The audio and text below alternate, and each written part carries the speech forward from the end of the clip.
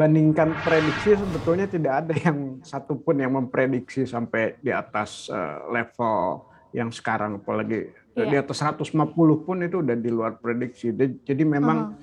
yang terjadi sekarang itu sangat extraordinary ya, extraordinary ya, karena beberapa faktor yang kemudian di luar dugaan yang menjadi penggerak harga terakhir ini ya, yaitu krisis energi di Eropa. Sebelumnya kan Cina menghentikan impor dari Australia ya, kemudian Mhm. juga ditambah ya proses recovery ekonomi juga ya, kalau dibandingkan tahun 2020 memang ada peningkatan ya. Terus juga di lain sisi juga transisi energi ke EBT ini ya Nah, kelihatannya terlalu cepat ya. Di lain iya. sisi eh, apa ya ternyata kebutuhan batu bara tuh masih ada gitu. Pembiayaannya juga Mhm. kan banyak di stop. Jadi supply ini ada ekspektasi terganggu gitu. Mhm. Demikian.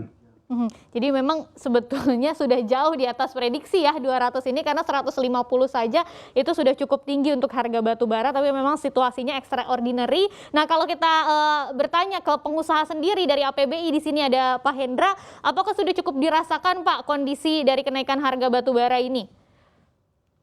Ya, tadi mengulang yang disampaikan Pak Dendi ya, di September tahun lalu itu HBA-nya di bawah 50 ya. Jadi bayangkan 12 bulan itu kenaikannya udah berkali-kali lipat. Ini di luar Iya. prediksi. Tentu pertanyaannya tadi adalah apa namanya? Apakah ini sudah diprediksi? Ini tentu tidak ada yang bisa memprediksi sama sekali ya mengenai Mhm. kenaikan harga ini.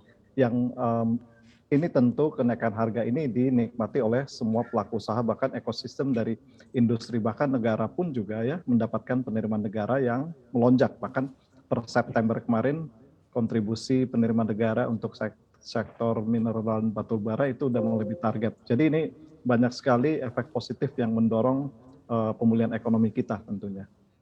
Oke, tapi kan kita tahu Pak, kalau beberapa perusahaan batu bara gitu ya, mungkin lebih banyak porsinya yang dari penjualannya tuh kontrak. Jadi harga batu baranya sudah ditentukan atau deal dengan klien-kliennya begitu. Emang seberapa signifikan sih jadi kenaikan harga batu bara ini bisa menopang penjualan dari perusahaan-perusahaan batu bara karena basisnya banyak yang kontrak ya?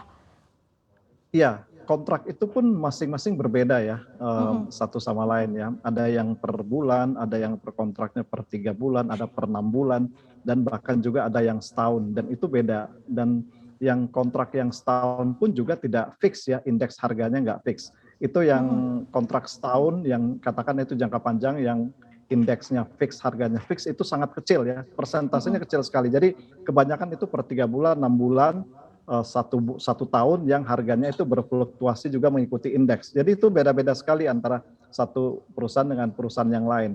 Kalau kita lihat long term itu, katakanlah satu tahun itu long term, itu kurang lebih mungkin ada 60-an% mungkin ya dari total transaksi. Jadi sisanya itu lebih ke spot market.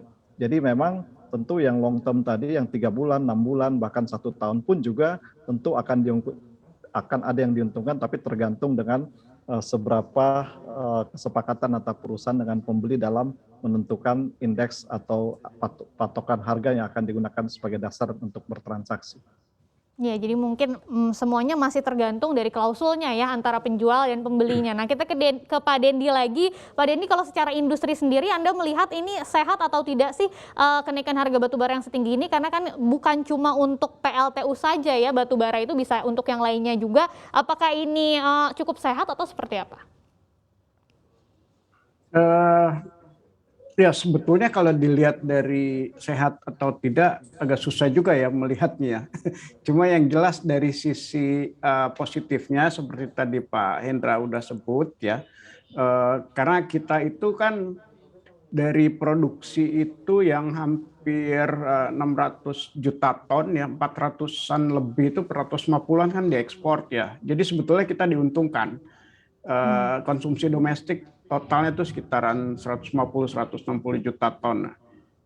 Tapi memang dari sisi negatifnya ya tentu ini berpengaruh ke biaya produksi listrik ya, dan Mm-mm. juga ya beberapa industri ya seperti nikel ya, atau baja gitu ya. Mereka kan pakai batu bara. Nah, di situ mereka memang mengalami peningkatan biaya produksinya. Tapi secara umum saya pikir buat perekonomian secara keseluruhan kita diuntungkan.